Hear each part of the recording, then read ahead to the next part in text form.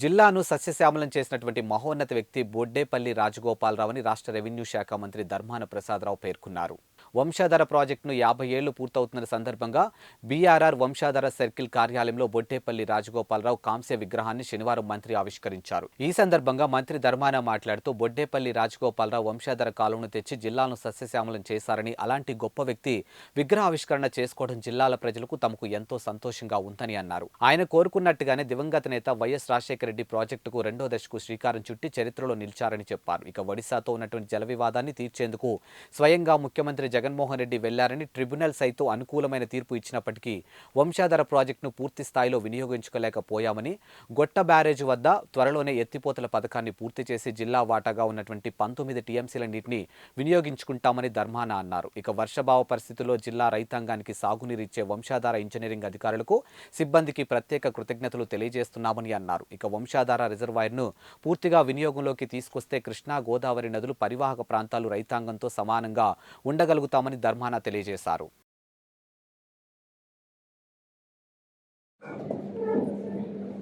అత్యంత ప్రాధాన్యత కలిగినటువంటి ఇరిగేషన్ ప్రాజెక్ట్ వంశధార సుమారు 2,05,000 ఎకరాల సాగుకు సంబంధించి ఏర్పాటు చేయబడ్డటువంటి ప్రాజెక్ట్ ఇది. ఈ ప్రాజెక్ట్ని సాధించడంలో ప్రముఖ పాత్ర వహించినటువంటి కీర్తిశేషులు బొడ్డేపల్లి రాజగోపాలరావు గారి విగ్రహాన్ని ఈనాడు పర్యవేక్షక ఇంజనీర్ కార్యాలయం ఆవరణలో ఆవిష్కరించడం జరిగింది. ఇది నా చేతుల మీదుగా జరగడం నాకు, జిల్లా వాసులందరికీ సంతోషాన్ని కలిగించినటువంటి విషయం. అదే కాకుండా ఈ ప్రాజెక్ట్ ప్రారంభించి 50 సంవత్సరాలు పూర్తయినటువంటి ఒక సందర్భం కూడా ఈనాటి పూర్తయింది. ఈ నేపథ్యంలో వంశధారలో రెండవ దశ అయినటువంటి reservoir, flood canals, right main canal, ఇట్లాంటి పనులన్నీ పూర్తయిపోయినాయి. దానికి గాను ఆనాడు రాజశేఖర రెడ్డి గారు ప్రభుత్వం పెద్ద ఎత్తున శాంక్షన్ ఇచ్చి, నిధులు ఇచ్చి పూర్తి చేసిన విషయం జిల్లా వాసులందరికీ తెలుసు. ఇంత పెద్ద ఎత్తున నిధులు ఖర్చు పెట్టిన తర్వాత 2 పంటలకు ఉపయోగించిన ప్రాజెక్టు వినియోగంలోకి రావడానికి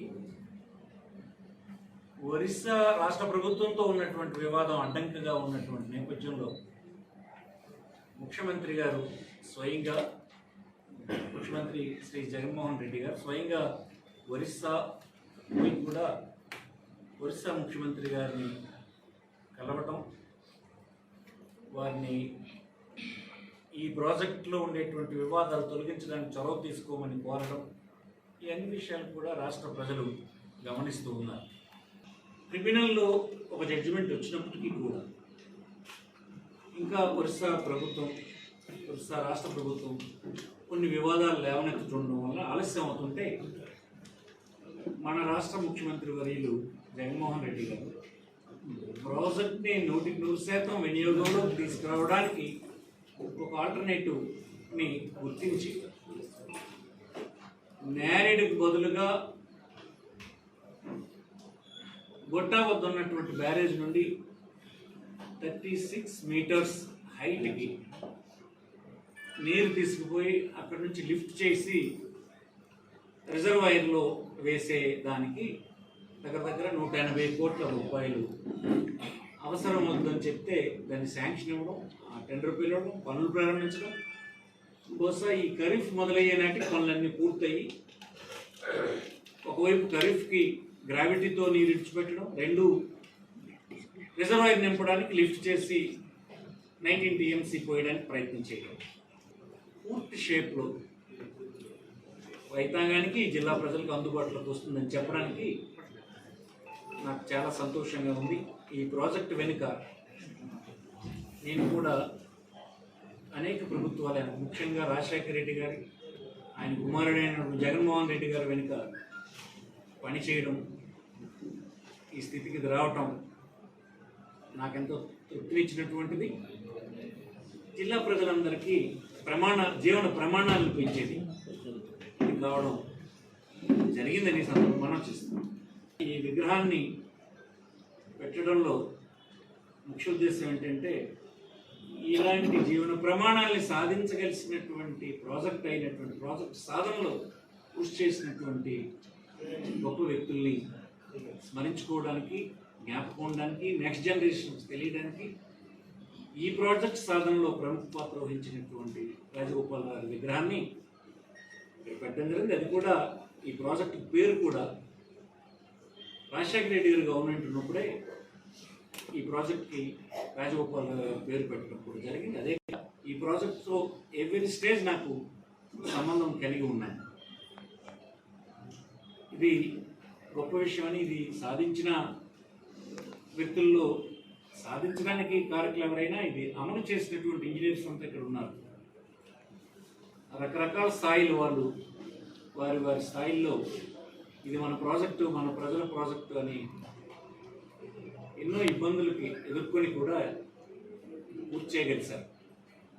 వారందరికీ సూపరింట్ ఇంజనీర్ ఇప్పుడు ప్రస్తుతానికి డోల్ తిరుమలరావు గారు, అంతకుముందు పనిచేసినటువంటి సూపరింట్ ఇంజనీర్స్, పనిచేస్తున్న executive engineers, deputy engineers, AEs, technical staff, మిగతా నాన్ టెక్నికల్ ఈ ప్రాజెక్ట్లో పనిచేసిన ప్రతి ఒక్కరికి ఈ జిల్లావాసిగా నేను నా ప్రభుత్వం తరఫున, ప్రజల తరఫున వారందరికీ అభినందనలు ఈ సందర్భంగా తెలియజేస్తున్నాను. అనేక సందర్భంలో చెప్పాను కానీ గొట్టా వద్ద బ్యారేజ్ కడితే గ్రావిటీతో వచ్చి 19 TMC మనం సేకరించగలుస్తాం ఎర్రమండలం రిజర్వాయర్లో. అక్కడ బ్యారేజ్ అలౌ చేయకపోవడం వలన, నేరేడు దగ్గర అలౌ చేయకపోవడానికి లీగల్ ఆర్డినెన్స్ ఉండడం వల్ల ప్రాజెక్టు మీద డబ్బు అంతా ఖర్చు అయిపోయింది కనుక వినియోగంలోకి తేవాలంటే గొట్టా వద్ద ఉన్న బ్యారేజ్ దగ్గరే స్టాగ్నేటెడ్ వాటర్ని తీసి రిజర్వాయర్లో పోయడం. అంటే వచ్చే సంవత్సరం నుంచి ఈ ఖరీఫ్కి గ్రావిటీతో వచ్చిన నీరుని ఉపయోగించుకుంటూ ఆ వచ్చే సంవత్సరం వేసవిలో మనం రిజర్వాయర్లో ఉన్నటువంటి 19 TMCని ఉపయోగించుకుంటాం. ఆ విధంగా చేయడంలో లెఫ్ట్ టు రైట్ మెయిన్ కెనాల్స్ని సంవత్సరం పొడుగునా ఇక పారే ప్రాజెక్టుగా కృష్ణా, గోదావరి ప్రాంతాల్లో జీవనదుల మీద ఉన్నటువంటి ప్రాజెక్ట్ ఎలా అయితే ఆ రైతాంగానికి ఉపయోగపడుతుందో ఇక్కడ వంశధర ఆ విధంగా ఉపయోగపడుతుందని ఈ సందర్భం మనం చేస్తాం. ఇది పెద్ద అచీవ్మెంట్ ఇది ప్రాజెక్టుకి సంబంధించి. అలాగనే ఇక్కడ ఆఫ్షోర్ రిజర్వాయర్ నిలిచిపోయినటువంటి ప్రాజెక్ట్ మళ్ళీ ముఖ్యమంత్రి గారు శ్రద్ధ తీసుకొని రీకాస్ట్ చేసి మళ్ళీ టెండర్స్ పిలిచి పనులు ప్రారంభించారు, మీకు తెలిసినటువంటిది. అలాగే తోటపల్లిలో కొంత ఆయకట్టి జిల్లాలో కలుస్తుంది. అన్ని విధాల ఇరిగేషన్కి సంబంధించి జిల్లా ఒక స్థితికి చేరుకుంది. ఇంకా కొద్ది గొప్ప పనులు పూర్తి చేస్తే 70% పూర్తయినట్టే భావించవచ్చు. ఇది ఇరిగేషన్కి సంబంధించి. రెండు, ఈ రాష్ట్రంలో ఒక చిన్న ఆందోళన కొనసాగుతుంది న్యాయవాదులు. టైటిలింగ్ యాక్ట్ మీద